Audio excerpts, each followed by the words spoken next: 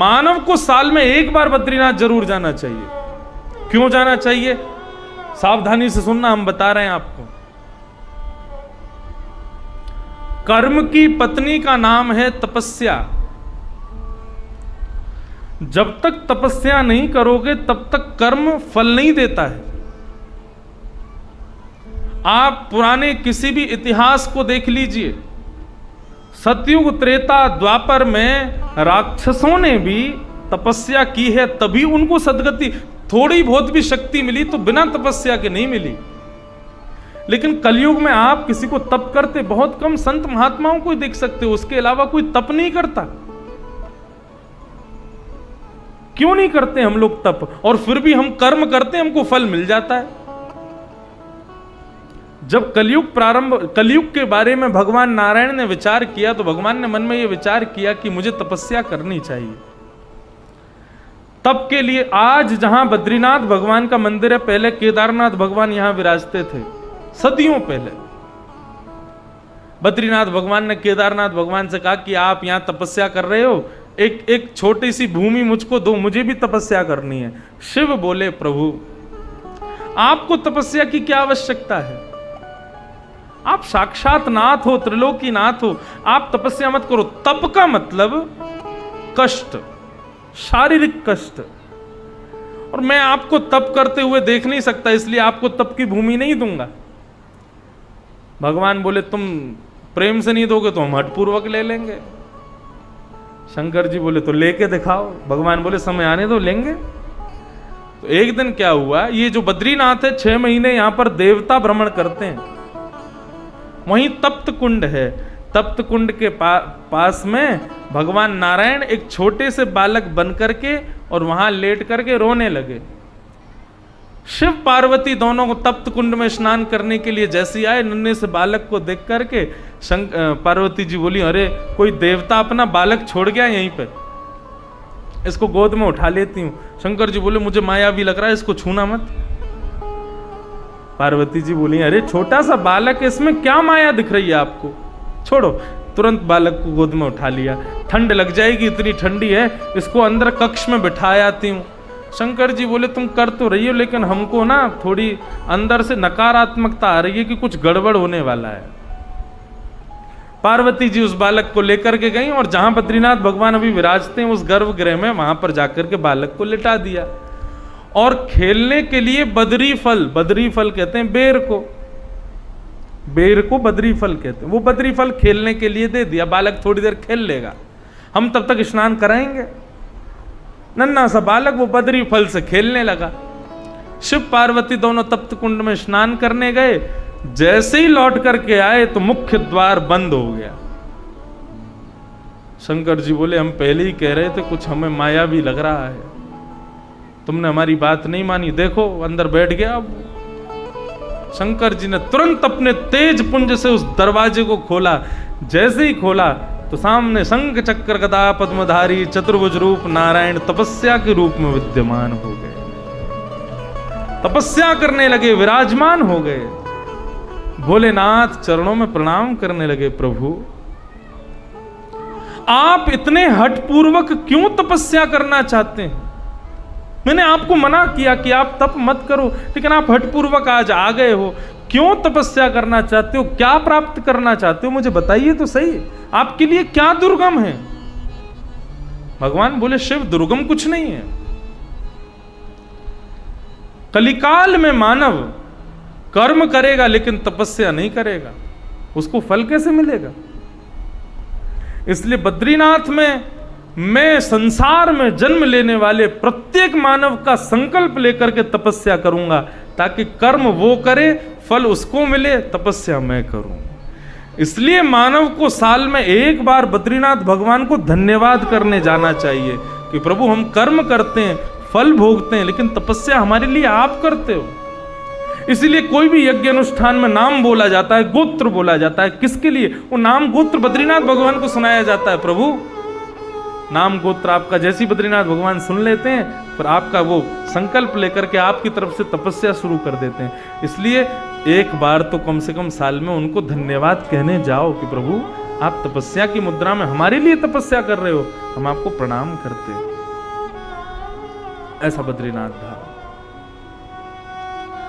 तो उस बद्रीनाथ की भूमि पर कृष्ण उद्धव संवाद 7 दिन तक रहेगा, 22 से 28 जून तक आप सब लोग पहुंचे।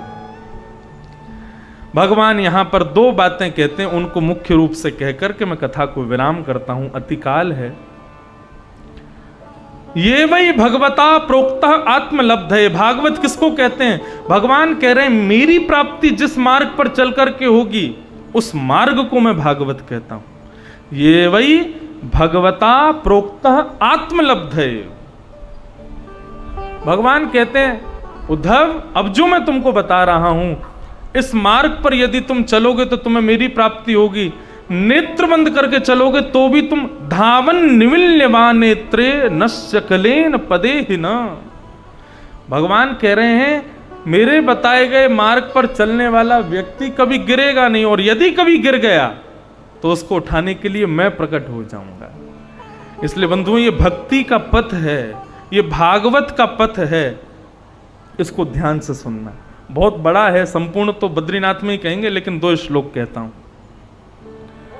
कायेन वाचा मनसेन्द्रियैर्वा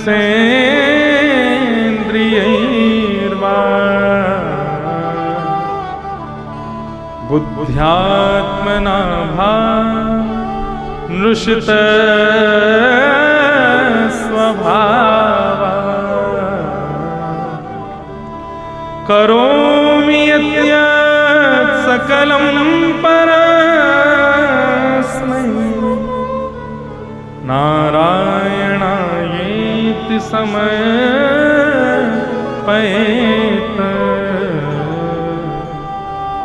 अपनी काया से, अपनी वचन से, अपने मन से, अपनी बुद्धि से, अपने संपूर्ण इंद्रियों से तुम जो कोई भी सत्कर्म करो सब मेरे चरणों में अर्पित कर दो। यह भागवत धर्म का पहला स्वरूप है। भगवान एक बैंक के समान है। जैसे ज्यादा धन होने पर उसकी सुरक्षा के लिए हम बैंक में अर्जित कर देते हैं, ऐसी ज्यादा पुण्य होने पर उसको अपने पास मत रखो। कुछ भी करो, हाथ में जल लेकर के नारायणायेति समर्पयामि, हे ठाकुर जी हम आपको अर्पित करते हैं, हमें नहीं चाहिए। उस पुण्य को ठाकुर जी को जमा करवा दो। एक दिन ऐसा आएगा, पुण्य इतना जमा हो जाएगा कि उस पुण्य के फलस्वरूप ठाकुर जी स्वयं प्रकट होकर के तुम्हें दर्शन दे देंगे। पहला भागवत धर्म। दूसरा भागवत धर्म, खम्बायु यज्ञिम सलिलम महिम च ज्योतिंसि सत्वानि दृशो द्रुमादि सरित समुद्रांश हरे शरीरम यत्किंच भूतम प्रणमेत अनन्यम। आंखों के आगे किसी को भी देखो, चाहे वो तुम्हारा शत्रु भी क्यों ना हो, उसमें भी सद्गुण खोजने का प्रयास करो। जो खुद में सद्गुण देखता है बाकी सब में दुर्गुण देखता है वो राक्षस है, और जो सब में सद्गुण देख के खुद में अवगुण देखता है वही संत है। वो संत का दर्शन है। सब में सद्गुण देख करके सबको प्रणाम करो, सबको नतमस्तक करो, यही भागवत धर्म है। आगे मैत्र मुनि को प्रलय का दर्शन कराया, आदि आदि भाव यहाँ कहे गए। परीक्षित जी महाराज सुखदेव जी को संपूर्ण कथा सुना करके अपने आसन पर खड़े हो गए और कहने लगे, परीक्षित क्या तुम मरने वाले हो? परीक्षित बोला, मैं नहीं मरूंगा, मेरा शरीर मरेगा प्रभु, मैं तो नित्य मुक्त शुद्ध आत्मा हूं। सुखदेव जी कहने लगे, अब तुझे कुछ सुनाना शेष नहीं रह गया, बस ये बोध हो जाए हमें कि हम शरीर नहीं है, हम आत्मा है, यही तो भागवत की कथा है, बस अब कुछ नहीं सुनना। ऐसा कहकर के श्री सुखदेव जी महाराज वहां से प्रस्थान कर गए। बोलो सुखदेव जी महाराज की जय। परीक्षित जी महाराज, तक्षक सर्प ने आकर के परीक्षित जी को डस दिया और परीक्षित जी एक विमान में विराजमान होकर के भगवत धाम को प्रस्थान कर गए। बंधुओं, भक्तमाल जी में एक बहुत अच्छी बात लिखी है, वो कह करके हम भागवत जी का अंतिम श्लोक गा के वाणी को विराम देंगे। भक्तमाल कहती है, परीक्षित जी के प्राण तक्षक सर्प के डमसन से नहीं निकले। भक्तमाल जी क्या कहती हैं? बोले, श्रवण रसिक कहीं सुने ना परीक्षित से, पान हूं करत लागी कोटि गुण प्यास है। बोले परीक्षित कथा का इतना बड़ा प्रेमी है, जैसे ही सुखदेव जी खड़े हुए, परीक्षित ने पूछा प्रभु आप खड़े क्यों हो गए? बोले परीक्षित आज 7वां दिन है, कथा विराम हो गई। जैसे ही सुखदेव जी ने कहा कि कथा विराम हो गई, तो कथा विराम के विरह में ही परीक्षित के प्राण निकल गए कि अब कथा ही नहीं रही तो मैं जीवित रह करके क्या करूं। तो फिर कोई तक्षक सर्प ने क्या किया? तो भक्तमाल जी कहती हैं, बोले तक्षक सर्प ने तो केवल उनके शव का आकर के अंतिम संस्कार किया, बाकी प्राण तो कथा के विराम के साथ साथ ही उनके निकल गए। ऐसे परीक्षित जी को हम प्रणाम करते हैं। बोले परीक्षित जी महाराज की जय। इस प्रकार संपूर्ण कथा को विराम करते हुए भागवत का अंतिम श्लोक सब लोग मेरे साथ गाओ। शुद्ध बोलिएगा, स्वर में बोलिएगा। नाम संकीर्तनम यस्य, नाम संकीर्तनम यस्य, सर्व पाप प्रणाशनो, सर्व पाप प्रणाशनो, प्रणामो दुख समनः, प्रणामो दुख समनः, तम नमामि हरिं परम, तम नमामि हरिं परम। उच्च स्वर में बोलिए। नाम संकीर्तनम यस्य, नाम संकीर्तनम यस्य, सर्व पाप प्रणाशनो, सर्व पाप प्रणाशनम, प्रणामो दुख समनः, प्रणामो दुख समनः, तम नमामि हरिं परम, तम नमामि हरिं परम। नाम संकीर्तनम यस्य, नाम संकीर्तनम यस्य, सर्व पाप प्रणाशनो, सर्व पाप प्रणाशनो, प्रणामो दुख समनः, प्रणामो दुख समनः, तम नमामि हरिं परम, तम नमामि हरिं परम। नमः पार्वती पदे हर हर महादेव।